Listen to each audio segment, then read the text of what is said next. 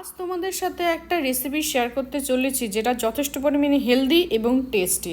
যেরকম ডায়াবেটিক পেশেন্টরাও খেতে পারবে তেমনই কিন্তু খেতে পারবে আমাদের মতন যারা ডায়েট করছো। কারণ আমি কিন্তু এখন একটু ডায়েটে আছি, কিন্তু মিষ্টি খাবার ক্রেজ তো সবারই হয়। এখন তোমরা দেখতে পাচ্ছ বেশ কিছু কলা যেগুলো একদম পেকে গেছে, মানে ভালো রকমের পেকে গেছে, ধরলে পরেই বুঝতে পারছো নরম নরম হয়ে গেছে। সেরকম মোটামুটি 9 থেকে 10টা কলা এরকম সাইজে কিছু কলা নেওয়া হয়েছে। সেই কলাগুলোকে খোসা ছাড়িয়ে একটা পাত্রে রেখে খুব ভালো করে চটকে চটকে কিন্তু একদম মিশিয়ে ফেলতে হবে। খেয়াল রাখতে হবে যেন একটু শক্ত অবস্থায় না থাকে। যদিও এখানে প্রচণ্ড পরিমাণে বেশি পাকা কলা ইউজ করা হয়েছে, তাই সেক্ষেত্রে কিন্তু খুব স্বাভাবিক একদম পুরো স্ম্যাশড হয়ে যাবে। দেখতে পাচ্ছ এখানে কিন্তু কলা একবারে পুরোপুরি স্ম্যাশড হয়ে গেছে, দেখেই তোমরা বুঝতে পারছো। এর মধ্যে স্বাদ অনুযায়ী কিছুটা পরিমাণে নুন দেওয়া হয়েছে। তোমাদের আগেই বলেছি এটা কিন্তু একদম সুগার ফ্রি, ডায়াবেটিক পেশেন্টরা খেতে পারবে, তাই জন্য এখানে কোনোভাবেই কিন্তু চিনি ইউজ করা হবে না। কিছুটা পরিমাণে কিন্তু সুজি নেওয়া হয়েছে, অ্যাপ্রক্স আমি বলে দিচ্ছি 100 গ্রামের মতন, এবং 100 গ্রাম কিন্তু এখানে ময়দা ব্যবহার করা হয়েছে। ময়দাটা যখন দেবে, মানে দিয়ে যখন মাখবে, তখন অবশ্যই খেয়াল রাখতে হবে একবারে কিন্তু ময়দাটা এর মধ্যে দেওয়া যাবে না। সুজিটা একবারে দেওয়া যেতে পারে, কিন্তু ময়দাটা দিয়ে আস্তে আস্তে করে মাখতে হবে। কিছুটা পরিমাণে ময়দা দিয়ে যখন মাখা হয়ে যাবে, কিছুটা এরকম থিকনেস আসবে, তখন কিন্তু আরেকটু ময়দা এর মধ্যে ঢেলে দিতে হবে। এই জিনিসটা মানে এই যে ডোটা মাখা হবে সেটা কিন্তু আটা বা ময়দা মাখার মতন শক্ত হবে না, অথবা ঝোলা, একদম ঝোলাও কিন্তু হবে না, হবে দুটোর একদম মাঝামাঝি, মানে একদম ঝোলাও হবে না, একদম কিন্তু শক্তও হবে না, এরকম কিছুটা থিকনেস আসতে হবে। এইখানে যে ডোটা মাখা হচ্ছে, এই ডোয়ের মধ্যে কিন্তু কোনো রকমের জল ইউজ করা হচ্ছে না। তোমরা চাইলে কিন্তু এখানে চিনি অ্যাড করতে পারো, মধু অ্যাড করতে পারো, কিন্তু যেহেতু এটা হেলদি প্রসেসে তৈরি করছি, সেই কারণে কিন্তু এখানে চিনি বা মধু বা কোনো রকম মিষ্টি, এক্সট্রাঅর্ডিনারি কোনো মিষ্টি ব্যবহার করা হচ্ছে না। শুধুমাত্র কলার যেটুকুনি মিষ্টত্ব আছে সেইটুকুনি থাকছে।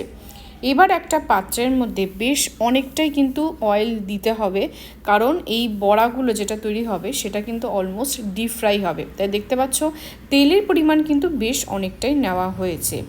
এবারে যে এরকম যে ডোটা নেওয়া হয়েছে, সেই ডোটার মধ্যে দিয়ে হাতে নিয়ে অল্প অল্প করে কিন্তু এরকম বড়ার আকারে ছেড়ে দিতে হবে।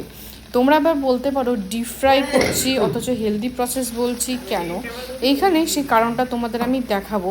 এই যে ডিপ ফ্রাইটা হবে না, তোমরা নিজেরাই দেখতে পাবে যখন এখানে এক এক করে বড়াগুলো ছাড়া হচ্ছে, যখন ডিপ ফ্রাই হবে, যতটা পরিমাণে তেল এখানে দেওয়া হচ্ছে ততটা পরিমাণে তেলই কিন্তু এখানে থেকে যাবে, মানে তেল এখানে অ্যাবজর্বটা হবে কিন্তু অনেকটাই কম।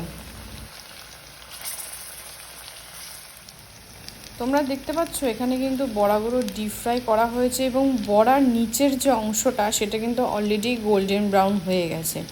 এই যে গোল্ডেন ব্রাউন হয়ে গেছে এর মানেই কিন্তু বড়ার একটা সাইড অলরেডি ভাজা কমপ্লিট। এরপরে খুব আলতো হাতে কিন্তু উল্টে দিতে হবে।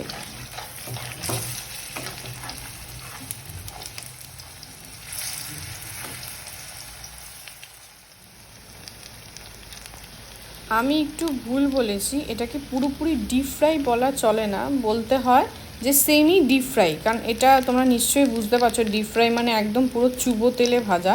এটা কিন্তু ঠিক চুবো তেলে ভাজা হচ্ছে না, মানে যে বড়াটার হাফ পোর্শন কিন্তু পুরোপুরি তেলে ডুবে আছে, তাই এটা বলা যেতে পারে সেমি ডিপ ফ্রাই।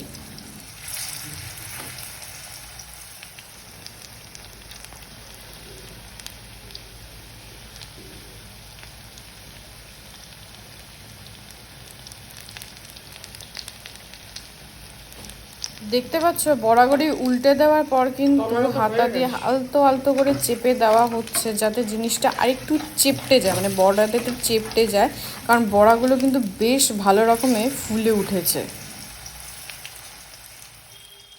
যারা কলা খেতে পছন্দ করে না বা যেসব বাচ্চারা কলা খেতে চায় না, তাদের কিন্তু এরকমভাবে কলা খাওয়ানো যেতে পারে। এই কারণেই বললাম, কারণ এটা কিন্তু খুবই হেলদি একটা প্রসেস, আর এইখানে কিন্তু কোনো রকমেই মিষ্টি, এক্সট্রাঅর্ডিনারি কোনো বাইরে থেকে মিষ্টি ব্যবহার করা হয়নি, তাই সুগার পেশেন্টটা কিন্তু আরামসে খেতে পারে, আর বাচ্চারা তো অবশ্যই খেতে পারে।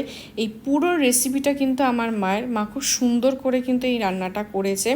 এবার দেখার পালা বড়ার ভেতরের অংশ। দেখতে পাচ্ছ গরম গরম একদম বড়াটা ধোয়া উঠছে আর প্রচণ্ড নরম হয় খেতে। এইটা কিন্তু ভীষণ সুস্বাদু একটা স্ন্যাক্স, টিফিন হিসাবে স্ন্যাক্স হিসাবে কিন্তু তোমরা করে খেতে পারো।